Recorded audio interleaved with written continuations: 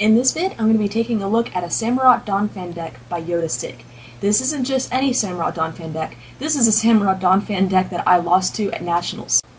Yodastig is a friend of the Pokemon player that I lost to at Nationals, and he got his permission to give me his deck and share it with everyone. This isn't a typical Samurott Donphan deck. It also runs Lanturn Prime, which makes it a little more difficult to predict and therefore a little more difficult to beat. Yodastig also wanted me to tell you that his name is Michael, so that his friend that I played at Nationals knows that it's him.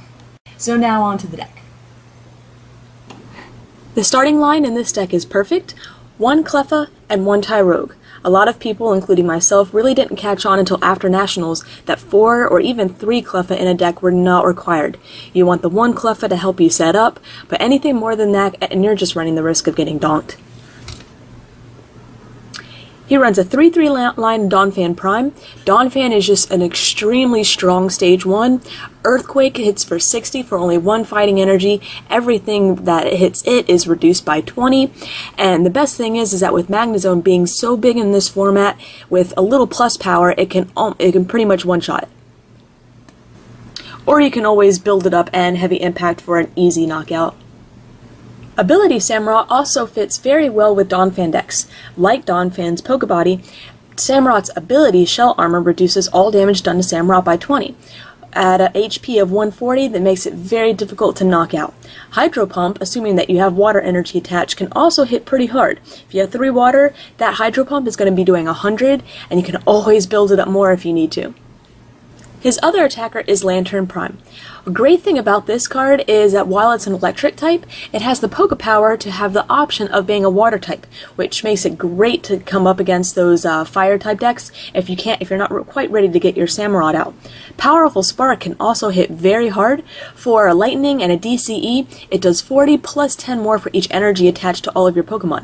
So if you've got Samurotts and Donphans on the bench loaded up with energy, this can be hitting really hard. He runs a perfect line of 2/2 of the Lanturn Prime. He also throws in a 1 Buffalont, since he's already utilizing double colorless energy for Lanturn and possibly Samurott as well. Throwing in a Buffalont that can also utilize it is perfect. Revenge does 20 plus an additional 70 for a total of 90 if one of your own Pokemon were just knocked out. This is a great way to get back into the game. He runs 14 energy in the deck, 6 fighting, 4 DCE, and 4 rainbow. I like that he has the maxed out number of DCE since Buffalont, Lanturn, and Samurott can utilize it. What I don't like though is the rainbow energy. One good thing about Donphan Prime is that when it goes up against Magnezone, they have to loss burn 4 energy to get rid of it. If you attach rainbow energy, that means the Magnezone only has to loss burn away 3 energy cards, which isn't nearly as painful for a Magnezone Emboar deck. And you never know where that 1 extra damage counter might hurt any of your other Pokemon as well. So if it were me, I would probably just change the rainbow to water, and I like the fighting energy at 6 since you can always use a flower shop to get some back if you really want to load up Donphan for heavy impact. He runs 4 Collector in this deck to ensure that he gets a really fast start. I think you could probably reduce that to 3 and still be safe. You run 2 Switch so that you can get those Donphans out of the active position. Standard decks just run 1 Switch, but I think anything that runs heavy on Donphan should easily run 2. You run 4 Communication to swap those Pokemon out for the ones that you need, but again, I think you can reduce this line down to 3. You run a combination of both Plus Power and Defender. I think your number of 2 Plus Power is perfect, but I don't think you need the 2 Defender. If you take out the rainbow energy and put water in instead, you won't need the Defender to last that 1 extra turn for a lot of attacks. I also think Defender is more useful in Zekrom decks, where you can essentially utilize it twice. You run 2 Pokemon Reversal or Pokemon Catcher when it's released, which I think is a great number. When Catcher is released, since this is a pretty fast deck, you might even want to increase that to 3. You also run 3 Junk Arm. I've been hearing a lot more people are running 4 in their deck, but again, I think that's a personal opinion, and I'm pretty comfortable running just 3.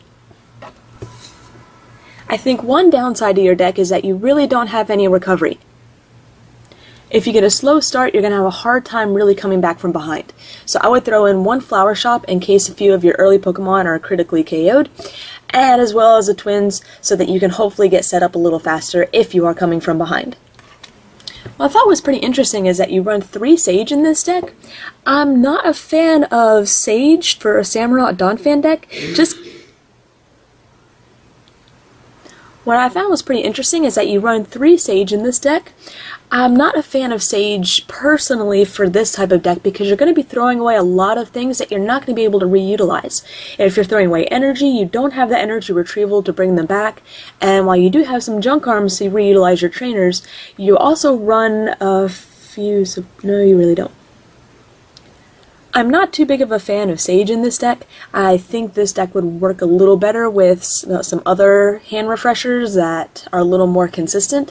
I'm more concerned about just pulling a Sage, you having to discard a lot of energy, and especially since you don't run Flower Shop at the moment, you just have no way of getting that back.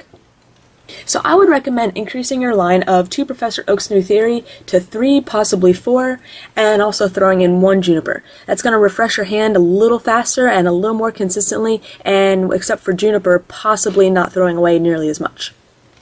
You currently don't run any rare candy, and while I think this was a good play for the Nationals format, when Pokemon Catcher comes out, they're easily going to be able to bring up those Oshawott and Dewatts before they can get to Samurotts. So I think adding in just 1 rare candy would ensure that you're able to get a Samurott on the bench before it can be captured up. Overall, I think this is a very consistent deck. I was able to see it in action several times, not only in the Nationals game, but a few playtest games afterwards. And while it runs really well, I think with Catcher coming up in the format, you're going to need a little more speed, so I hope some of my suggestions will help.